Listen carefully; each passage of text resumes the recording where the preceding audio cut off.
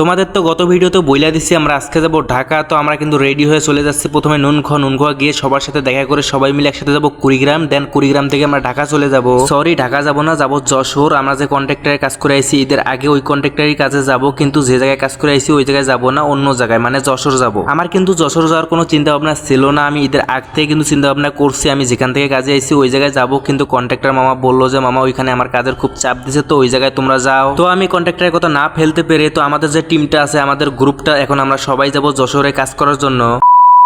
তোমরা তো ভালো করে জানো আমার বাড়িটা হচ্ছে গ্রামে, আর গ্রাম থেকে শহরে যেতে হলে নৌকা দিয়ে যেতে হবে। তো বিকালবেলা আমি কোনো নৌকা পাবো না, তো সেই কারণে আমি সকাল সকাল চলে যাচ্ছি নুনখোয়া। যশোর যাওয়ার জন্য কিন্তু আমরা টিকিট কেটে রাখছি অলরেডি, আর গাড়ি ছাড়বে হচ্ছে 4টা, বিকাল 4টায়। তো এখন বাজে সকাল 10:30। তোমরা অনেকে বলতে পারো ভাই তুমি তাহলে এত সকালে কেন যাচ্ছ? একটু আগেই তো বলে দিলাম যে বিকালবেলা কোনো নৌকা পাবো না শহরে আসার জন্য, তো সেই কারণে আমি সকালকার নার মধ্যে চলে যাচ্ছি শহরে। তো শহরে আমার এক ভাগিনার বাসা আছে, ওখানে আমি থাকবো সারাদিন। দেন বিকালবেলা আমরা চলে যাবো কুড়িগ্রামে, কুড়িগ্রাম থেকে ডিরেক্ট চলে আসবো যশোরে। আমি কিন্তু ফাইনালি নৌকাঘাটে এসে পৌঁছাইলাম। তো এখন আমি সবাইকে ফোন দেবো যে তোমরা সবাইকে রেডি আছো আজকে যশোর যাওয়ার জন্য। আরেকটা কথা সবাইকে জানাই দিই, আমি তো হচ্ছে একজন রাজমিস্ত্রি। তো আমার যন্ত্র যেগুলো মানে আমার কাজ করতে যে যন্ত্রগুলো লাগে সেই যন্ত্রগুলো কিন্তু আমি ঈদের আগে আমার ভাগিনার বাসায় রেখে গেছি নুনখোয়ায়। যন্ত্র আমার বাসায় নিয়ে যাওয়া এবং আমার ভাগিনার বাসায় রাখা সেম কথা। তো সেই কারণে আমি কষ্ট করে না নিয়ে যাচ্ছে আমি ভাগিনার বাসায় রেখে গেছিলাম, যেহেতু একসাথে কাজ করছি সব যন্ত্র এক ব্যাগে রাইখা ওনাদের বাসায় রাইখা দিছি।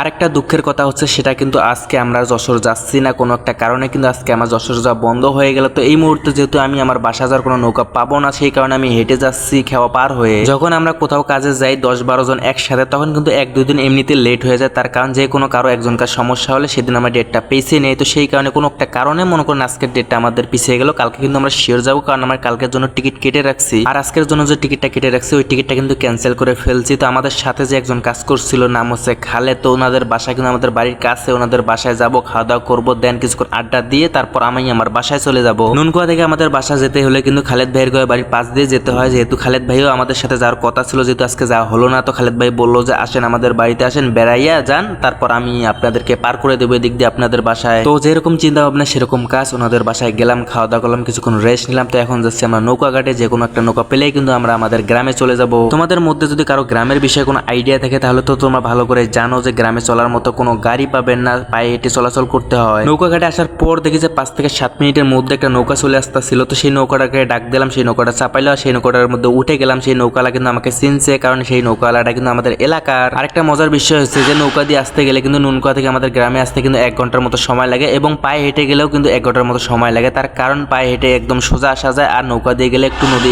আঁকাপাকা তো একটু ঘুরে যাইতে হয়। তো সেই কারণে সেম সময় লাগে, কিন্তু আরাম পাই নৌকার মধ্যে গিয়ে। কারণ নৌকা দিয়ে গেলে তো আমাদের হাঁটা লাগে না, 1 ঘন্টার পথ কিন্তু শুধুমাত্র 20 টাকা দিয়ে পার করে দেয় নৌকাওয়ালা আমাদের। আর মাত্র 5 থেকে 7 মিনিটের মধ্যে কিন্তু আমাদের এলাকায় নৌকা গিয়ে পৌঁছাবে। তো 10 মিনিটের ভিতরে কিন্তু আমি বাসায় গিয়ে পৌঁছাবো। তো আজকের মতো ভিডিও আমি এখানে শেষ করে দিচ্ছি। সবাই ভালো থাকবেন, সুস্থ থাকবেন, আল্লাহ হাফেজ। আর তোমাদের কাছে যদি আমার ভিডিওগুলো ভালো লাগে তাহলে অবশ্যই লাইক, কমেন্ট এন্ড শেয়ার করে দিতে হবে একদম উড়াধুরা। আরেকটা কথা সেটা হচ্ছে গ্রাম তোমাদের কেমন লাগে অবশ্যই কমেন্টে জানাবেন।